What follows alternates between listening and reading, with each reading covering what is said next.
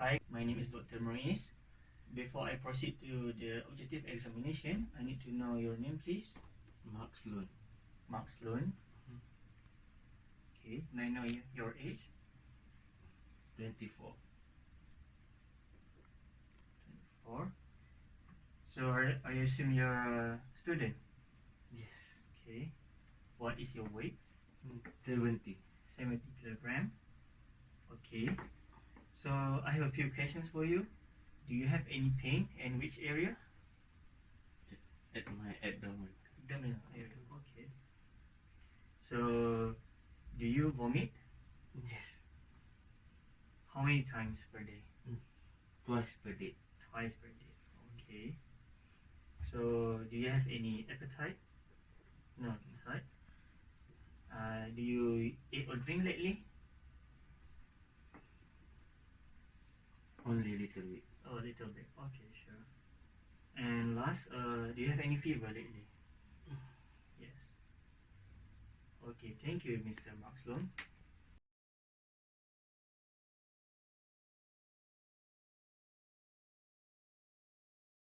Okay, Mr. Mark, for the objective examination, I will start with the general condition. May you take your glasses, please?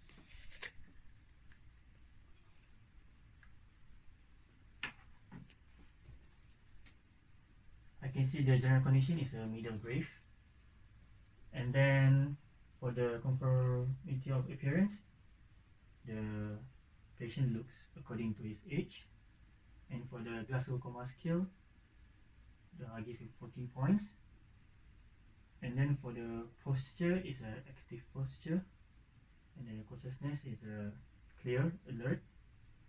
And check your color of skin, please. This is a pale skin, and there's a dryness of the mucous membrane. And may I take your temperature, please?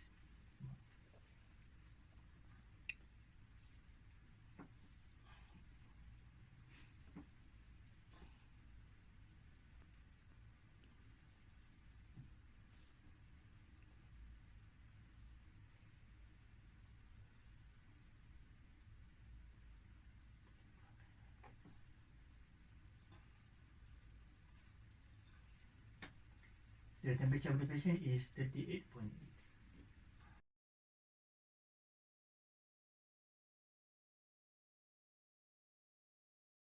Okay, Mr. Mark, I'm going to do respiratory examination for you. So during inspection of the chest, the patient has normal symmetrical form of chest without any deformities, and the expansion of the chest is equal. And patient has a tachypnea of 26 per minute.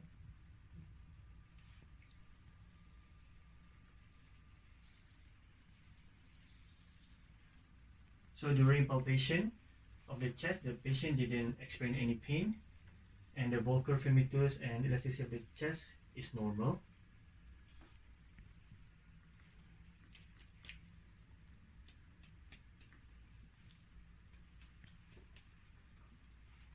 So for the percussion sound was a resonant.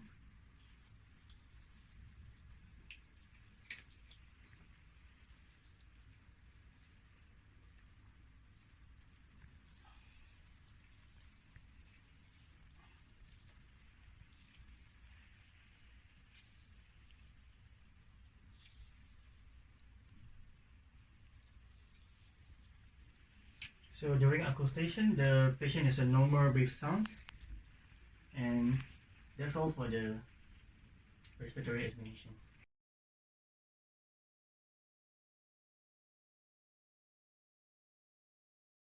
Okay, Mr. Mark, now I'm going to do cardiovascular examination to you.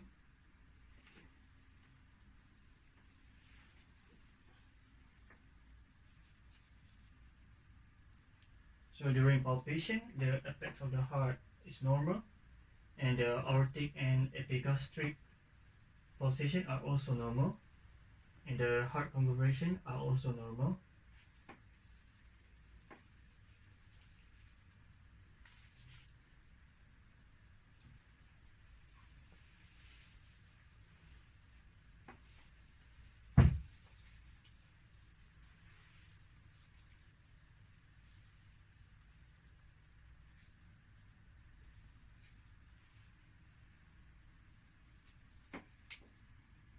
So during auscultation, there's no pericardial fraction.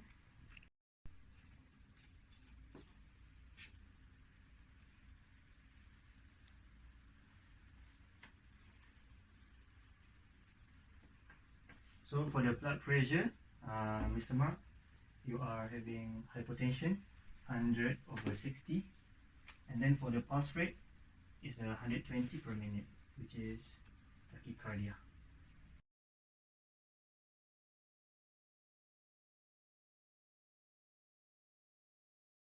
Okay, Mr. Mark, I'm going to do a GIT examination to you. I need you to cough for me. Do you feel any pain in all area? Okay. Now I'm going to do the palpation for you. Tell me yes if you feel any pain. You feel pain? Yes. You feel any pain here? Yes.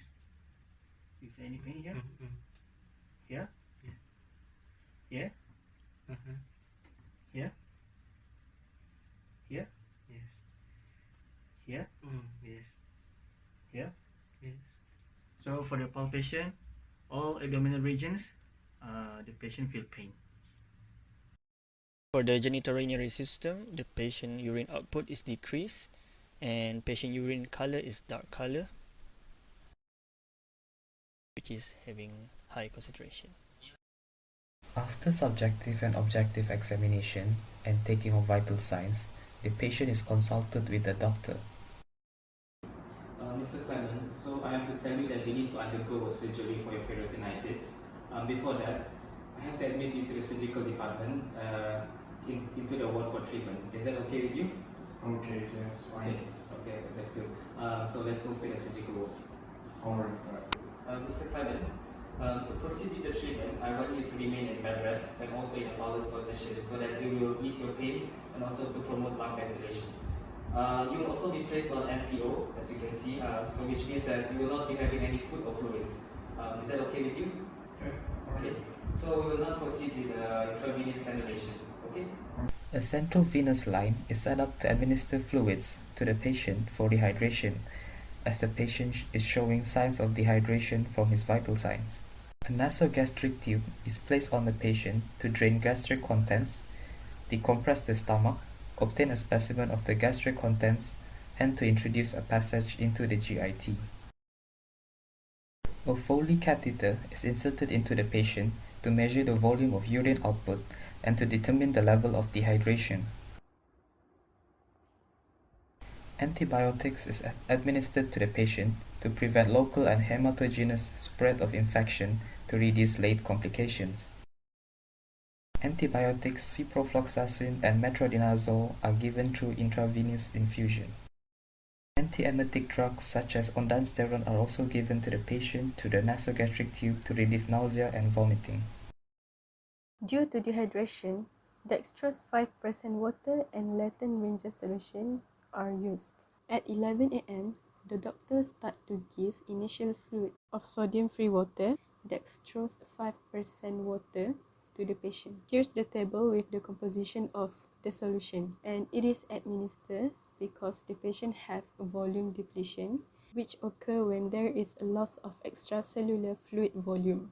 The other reason to administer this solution is because the lab result shows that the hematocrit in a high level. The high level of hematocrit shows that the patient is dehydrated. So this solution is given to supply adequate initial volume to the patient. The patient also having hypernatremia due to the lab result shows the serum sodium in a high level. This is due to the water shift from intracellular fluid to the extracellular fluid, which results in dehydration. Dextrose 5% solution also given to treat this problem, and the value of the sodium is being monitored to make it lower than 150 milliequivalents per liter.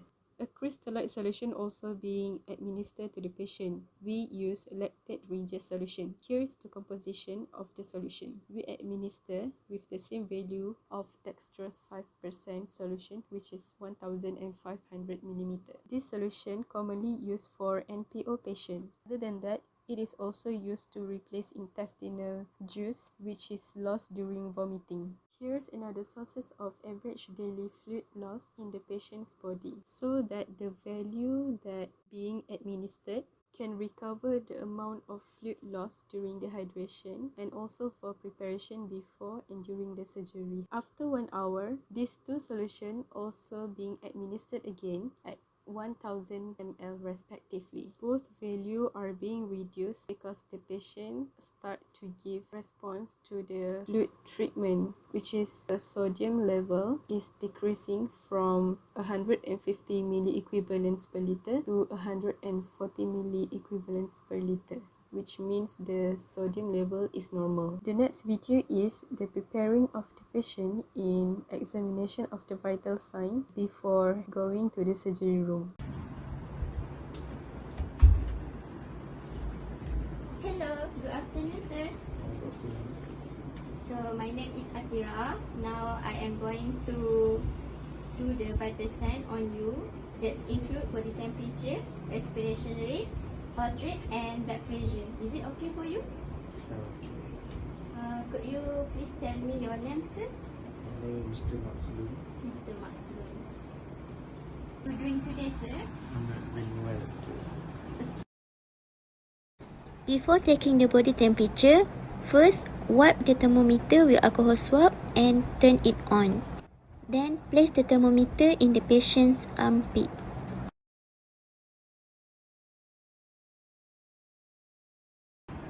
Remove the thermometer once the beep sounds appear. After use the thermometer, wipe it again with alcohol swab. Palpate the radial artery with first 3 fingers. Cross the patient's hand towards the opposite shoulder and count the pulse and respiration rate. If pulse and respiration is regular, count for 30 seconds and multiply by 2. If it is irregular, count for 1 minute and record the exact number. When counting the respiration rate, observe the patient's chest. 1 exhale and 1 inhale is counted as 1 respiration. Place the cuff 2 inch above cubital fossa. Use the correct cuff size such that the bladder encircle 80% of the arm and not if a larger or smaller than normal cuff size is used. Clean the stethoscope, earpiece, diaphragm and bell side with alcohol wipe. Either the stethoscope, diaphragm or bell may be used for auscultatory reading. For auscultatory determination, use a palpated estimate of radial pulse obliteration pressure to estimate systolic blood pressure. Inflate the curve 20 to 30 mmHg above this level for palpatory determination on the blood pressure level. For auscultatory reading, deflate the curve pressure 2 mmHg per second and listen for correct curve sounds. Record the systolic blood pressure and diastolic blood pressure. If using the auscultatory technique, record systolic blood pressure and diastolic blood pressure as onset of the first correct curve sound and disappearance of all correct curve sound, respectively, using the nearest even number. Good evening, sir. Your surgery will be at 1 p.m. today and it will take about 1 hour. The plan of the surgery is to make an incision and to remove the fluid in the peritoneal cavity. Then we will also remove the gastric ulcer, which is the source of your peritonitis. We will end the surgery by cleaning your abdomen and closing the wound.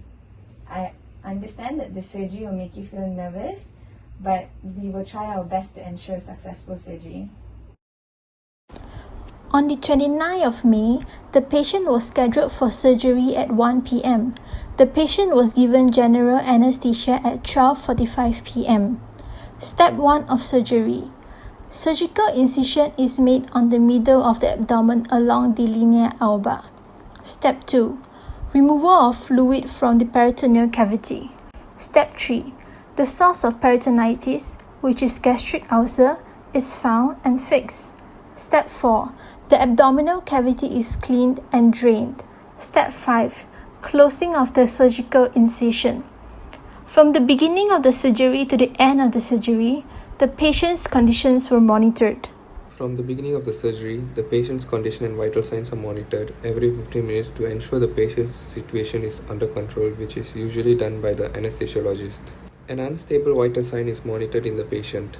The patient had high pulse rate of 120 beats per minute, respiration rate of 24, blood pressure of 100, temperature 38.2, and the skin was dry. The patient was given infusion therapy of 3000 milliliters between 1 to 3 pm during the surgery to stabilize the patient's condition. Antibiotics metronidazole and ciprofloxacin are administered to the patient throughout the surgery. After the surgery, the patient will be transferred to the intensive care unit.